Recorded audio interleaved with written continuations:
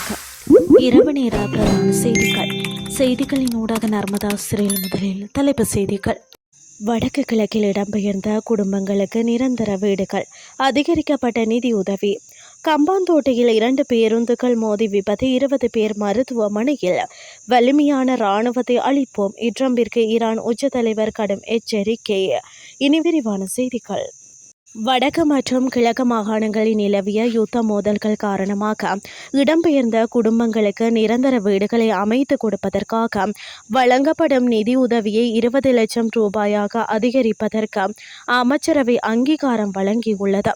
குறித்த திட்டத்தின் கீழ் 2009 ஆண்டு முதல் 2025 டிசம்பர் 31 வரை 2,77,167 குடும்பங்களை சேர்ந்த 9,19,450 நபர்கள் அவர்களது சொந்த கிராமங்களில் மீள குடியமர்த்தப்பட்டுள்ளனர்.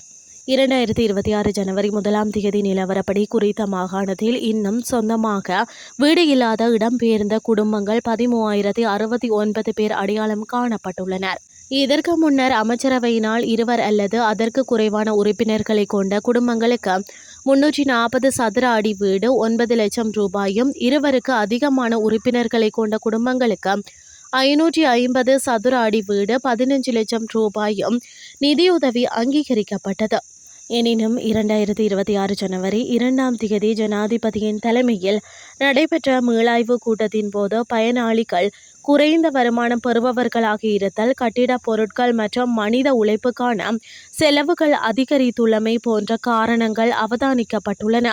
இதனை கருத்தில் கொண்டு தரமான வீடுகளை அமைப்பதை உறுதி செய்யும் நோக்கில் குடும்ப உறுப்பினர்களின் எண்ணிக்கையை கருத்தில் கொள்ளாத 550 சதுர அடி கொண்ட ஒரு வீட்டிற்காக வழங்கப்படும் நிதி உதவியை 2026 ஆண்டு முதல் 2 மில்லியன் ரூபாயாக அதிகரிப்பது பொருத்தமானது என தீர்மானிக்கப்பட்டது. இதற்கமைய வீடமைப்பு நிர்மாணத்துறை மற்றும் நீர்வளங்கள் அமைச்சரினால் முன்வைக்கப்பட்ட குறித்த நிதியுதவி அதிகரிப்புக்கான யோசனைக்கு அமைச்சரவை அங்கீகாரம் வழங்கியுள்ளமை குறிப்பிடத்தக்கது.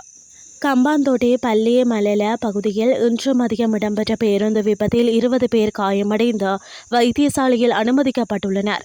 காலி மற்றும் தெஹியத்தகண்டிய இடையே பயணித்த இலங்கை போக்குவரத்து சபைக்கு சொந்தமான பேருந்தும் திஸ்ஸம காரம மற்றும் மாத்தறை இடையே பயணித்த தனியார் பேருந்தும் மோதியதில் இந்த விபத்து நிகழ்ந்துள்ளது.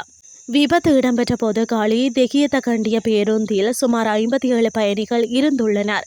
காயமடைந்த 20 பேர் வெளிநாட்டு சுற்றுலா பயணிகளும் உள்ளடங்குவதாக கம்பாந்தோட்டை காவல்துறையினர் தெரிவித்தனர். எனினும் சிகிச்சையின் பின்னர் அவர்கள் அனைவரும் மருத்துவமனையில் இருந்து வெளியேறியுள்ளனர். திசமகாரம மாத்தறை பேருந்தின் பின் பகுதியில் மோதிய காலி தெஹியத்தகண்டிய பேருந்து சாரதியின் கட்டுப்பாட்டை இழந்து அருகில் இருந்த வர்த்தக நிலையத்தின் சுவரை உடைத்துக் கொண்டு உள்ளே பாய்ந்துள்ளது. விபத்தினால் 2 பேருந்துகளும் பலத்த சேதங்கள் ஏற்பட்டுள்ளன. எனினும் தனியார் பேருந்தில் இருந்த எவருக்கும் காயம் ஏற்படவில்லை என காவல்துறையினர் மேலும் தெரிவித்தனர். இனி வெளிநாட்டு செய்திகள். உங்களின் வலிமையான இராணுவத்தை அளிப்போம் என அமெரிக்க ஜனாதிபதி ட்ரம்புக்கு ஈரானின் உச்ச தலைவர் அயதுல்லா அலி கமேனி கடும் எச்சரிக்கை விடுத்துள்ளார். தெஹ்ரானில் நடந்த ஒரு நிகழ்ச்சியில் பங்கேற்ற அயதுல்லா அலி கமேனி பேசியதாவது, அமெரிக்க ஜனாதிபதி ட்ரம்ப் தாங்கள் உலகின் வலிமையான இராணுவ படையை கொண்டுள்ளோம் என்று தொடர்ந்து கூறி வருகிறார்.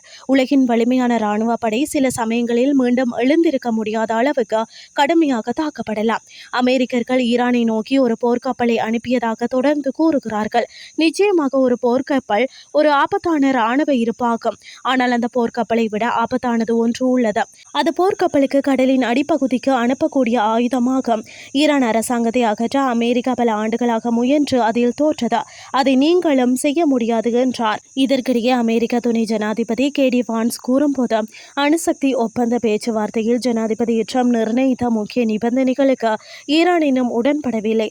ட்ரம்ப் கூறியது போல் இதை ஒரு பேச்சுவார்த்தை மூலம் தீர்க்க நாங்கள் மிகவும் விரும்புகிறோம். பேச்சுவார்த்தைகளை எவ்வளவு காலம் தொடர வேண்டும் என்பதை ட்ரம்ப் இறுதியில் முடிவு செய்வார் என்றார். இத்துடன் செய்திகள் யாவன் நிறைவடைகின்றது. அடுத்து காலை 8:30 எதிர்பாருங்கள். நன்றி.